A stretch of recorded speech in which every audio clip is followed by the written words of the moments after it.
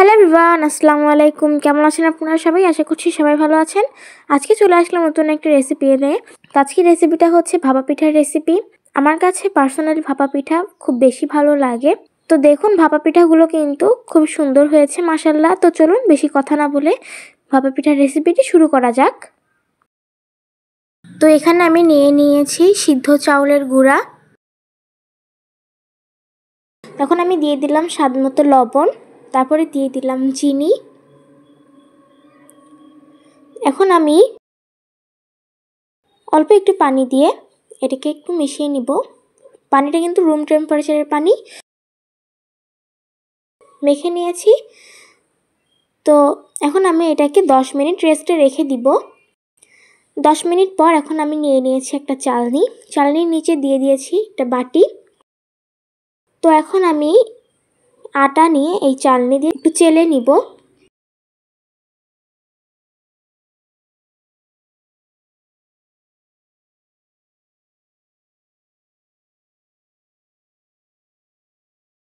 তো বন্ধুরা, এই যে চেলে নিয়েছি। তো এখন আমি একটা বাটিতে নিয়েছি নারকেল কোড়া। তো এখন আমি একটা ছোট বাটিতে চেলে নেওয়া চাউলের গুঁড়া নিয়েছি। তারপরে দিয়ে দিলাম একটু নারকেল কোড়া।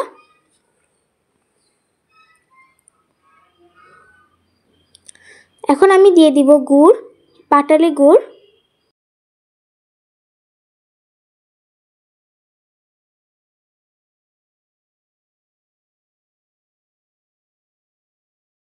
পাটালি গুড়টাকে দিয়ে এর উপরে এখন আমি আরেকটা লেয়ার আটা দিয়ে দিব।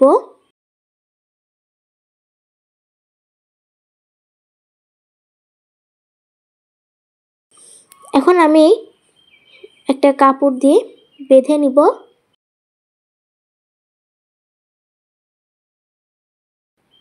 বেঁধে নিয়ে হালকা একটু ঝাঁকি দিব, বেশি জোরে ঝাঁকি দেওয়া যাবে না।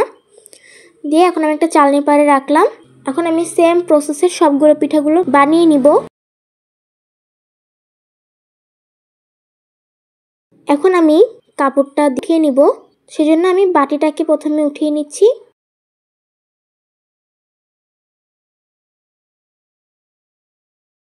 তারপর আমি কাপড়টা দিয়ে ঢেকে দিব।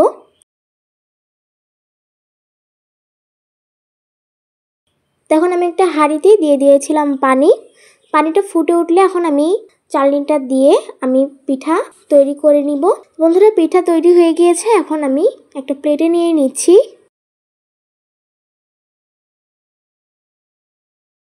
তো বন্ধুরা, তৈরি হয়ে গেল সুস্বাদু ভাপা পিঠার রেসিপি। পার্সোনালি ভাপা পিঠা আমার অনেক বেশি ভালো লাগে। কার কার ভালো লাগে অবশ্যই কমেন্ট করে জানাবেন। তো বন্ধুরা, আজকের মতো আমি এখানেই বিদায় নিচ্ছি। দেখা হবে খুব শীঘ্রই নতুন কোনো ভিডিওতে। সেই পর্যন্ত সবাই ভালো থাকবেন, সুস্থ থাকবেন। আল্লাহ হাফেজ।